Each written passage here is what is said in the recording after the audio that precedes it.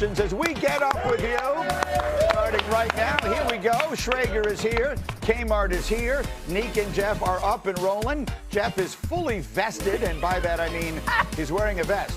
Can we show Jeff? Yes. Or is that not on the list of options? Okay, there he is. I told you he was vested, and he is ready to go. Neek has got his artwork, and our first stop is Canton, Ohio. Pro Football Hall of Fame. Stunning news yesterday. Bill Belichick will not be a first ballot Hall of Famer. Sources telling our Seth Wickersham and Don Van Natta Jr. that Belichick fell short of the 40 out of 50 votes needed for induction. He got the news on Friday. He was said to be, quote, puzzled and disappointed, even telling one associate, quote, 6 Super Bowls isn't enough. Multiple sources told ESPN Spygate and Deflategate, 2 of the scandals during the Patriots' championship runs, came up in deliberations among the voters. Here is Wickersham last night on SportsCenter. I think that part of it is procedural. You can, in that particular line of voting, you can vote for up to 3 candidates. So I think that there are some voters who voted for other people thinking that Bill would get in. There's some people who maybe put Belichick lower on their list. And then I think there are people who are still frustrated, feeling like that teams around the NFL were cheated out of wins because of the Spygate controversy. Okay, so as you can imagine, social media went nuts.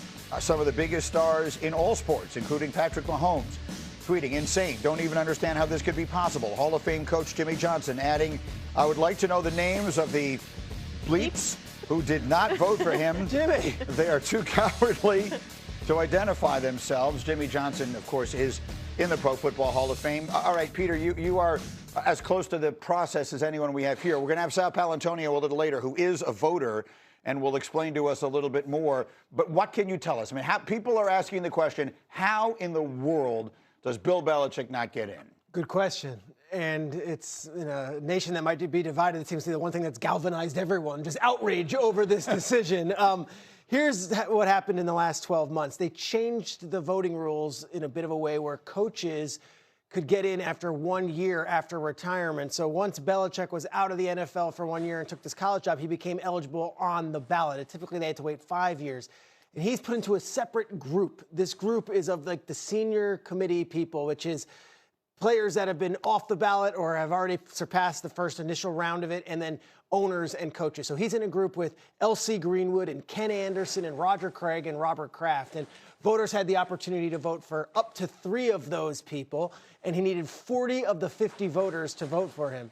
At least 10 voters did not vote for Bill Belichick on a first ballot process here, meaning there are 10 or maybe more voters out there of the 50 who did not deem Belichick worthy of getting in first ballot. It's the more times you say it, the more ridiculous it sounds. Kmart, what were you hearing? You and he both went to Wesleyan, so I know you have that connection. Yes, we did go to Wesleyan University, and that is, I'm not at all biased in this. The fact that 6 Super Bowls, again, is that not enough? I think across the league, you saw the reaction from players, from coaches, Jimmy Johnson in particular. Everyone's stunned. I think the mention of Deflategate and Spygate, my big question is, are we going to penalize Tom Brady the same way? Because if you're going to make it even and say that's a reason, then I expect you to vote exactly the same way. And how ridiculous would it be for Tom Brady not to be in the Hall of Fame? So we have that on the table. Let me get my guys in here. Jeff Saturday, I'll start with you. You're nodding your head along. What is your reaction to Bill Belichick not getting in on the first ballot? It's ridiculous. Like, if you look at the definition of a first ballot Hall of Famer, Bill Belichick should be the one, right? Of all the coaches, and I played for a Hall of Fame coach, Greeny. Like, this guy is the coach that you put in as the first ballot. And to Kmart's point, it's 8 Super Bowls, right? 6 as a head coach, 2 as an assistant coach. And when you're talking about everybody, not just Bill Belichick, but every scout, every assistant coach, everybody who's put time, energy, and effort to build this dynasty of the New England Patriots and to be slighted, because again, they all take pride in what this team was capable of doing. And I thought Kmart's point is exactly right. So if this is a lifetime thing, all right, so you're never going to let him in? Is it a Pete Rose thing, or is this we're going to make him wait 1 year, then you got to do the same to Tom Brady? It is absolute ridiculousness. And I don't see how he's not. And I played against him. But anybody saying, hey, well, the Spygate thing, they're not giving wins back to us, y'all. Ain't nobody giving any wins back. Nobody. Seasons are cast. Super Bowl champions, trophies are hoisted. It's over. Like, it's all in the past. So at this point, you judge him on what it looked like. He's third in the most wins. He's first in Super Bowls. First in everything. I mean, you look at this guy. He should be a first ballot Hall of Famer. I just don't understand it even a little bit. Yeah. Nick.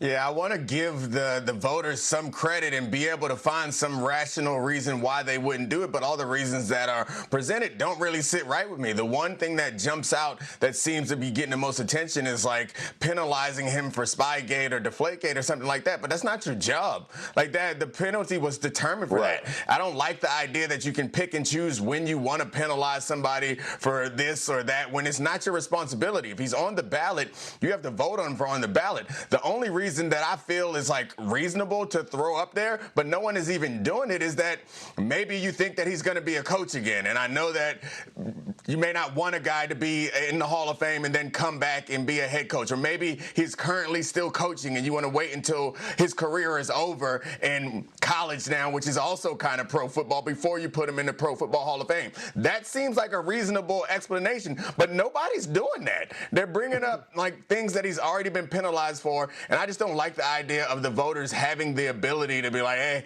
I don't really feel like it. I feel like he need to pay some penance. Like, that seems absurd to me. The NFL determined what his penalty was, and then you determined whether he was good enough or not. And he damn sure was. The man won 6 Super Bowls, 8 to Jeff's point when you take it back to those defensive-led teams that he was a part of with the Giants. Not to just pile on here, but there's also a personal element of this where there has been no greater advocate for the Pro Football Hall of Fame, no person who cherishes NFL history more than Bill Belichick himself. A lot of people say, I don't care about the Hall of Fame. You can vote me in. You know, Belichick is a student of history. You know the stories about him, talking for days about the Akrons, whoever from like the 1800s that he loves. But truth is, when he was growing up, him and his father would take like pilgrimages to Canton, and he would study the library in Canton, Ohio, in the basement and study the text. This is the one man that cherishes the Pro Football Hall of Fame. The irony is wild, but it is a human vote. It is not AI. It is not algorithm. We talk about analytics. These are 50 humans who vote on this. And I put this out there, just as T.O. wasn't great to the media, and just as other players have had to pay for that, I don't know if Bill Belichick was warm and fuzzy to all of these voters, and I'm not sure if that came into play when this decision came down. As somebody in the media, no, he was never warm and fuzzy to us, but that is completely irrelevant. If that's also part of this discussion, then that to me is insane. So there are 4 things that I've written down.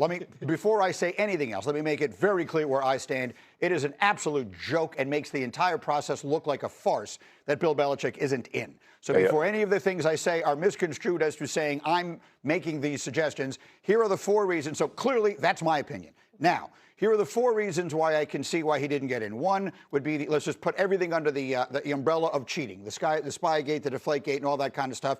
It is the same reason why the most accomplished offensive player in baseball history and one of the great starting pitchers, probably the greatest since World War II in Major League Baseball, are not in the Baseball Hall of Fame. Do you take that for whatever you will? Next, the idea that he might come back. Joe Gibbs was voted into the Pro Football Hall of Fame and came back and coached, and they didn't like that. I said on Mike and Mike then, and I say it now, there was absolutely nothing wrong with it. There's no reason you can't have someone who's already in the Hall of Fame being on the sideline or even on the field. I advocate voting for players while they're still playing. That's a different discussion. Third, as Kimberly just brought up, that people don't like him, which, of course, should be irrelevant, but in life never is. And then the 4th one is, and I come back to this, the process. So you've got a process where they can vote for as many as 3 of these 5. And now all of a sudden, L.C. Greenwood, no longer with us. Ken Anderson, an older man, maybe someone wanted to give him a chance while he has a chance. Robert Kraft, aging, maybe someone thinks, okay, let me vote for him while we have the chance. The process doesn't make any sense. In my opinion, you are either a Hall of Famer or you are not. And any process in which we separate the Hall of Famers from the not Hall of Famers should allow you to do just that. Not to say in this particular year, because this is in this cycle, these people are eligible. I guess what I'm trying to say is neither Eli Manning, I'll just use him as the most recent example, nor Bill Belichick their Hall of Fame candidacy should have nothing to do with who else becomes eligible in the year in which they are eligible. That has always been a flaw of the football system, and I think it is rearing its ugly head here. Well, the Hall of Fame rules have been changing a bit. It used to be very cut and dry. You'd have this many people up for candidacy, you vote for this many, and we do a secret vote, and there we go. And you have to have at least this many and no more than this. Yes. Which was always ridiculous and remains ridiculous. And last couple years, they've changed things. They had a big logjam of players like Harold Carmichael and Jimmy Johnson and Bill Cowher, guys that were waiting to get in, but there was no real way. So they put in this extra class a couple years ago. And then they sort of changed the bylaws a bit.